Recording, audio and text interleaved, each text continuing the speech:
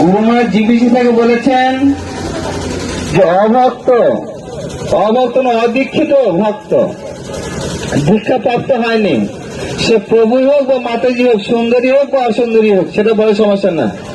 যদি তিলক, কুণ্ঠমালা, জপমালা নিয়ে যদি টিকটক ছাড়ে, তাহলে কিন্তু তার কোনোদিন দীক্ষা হবে না, সে যে হোক।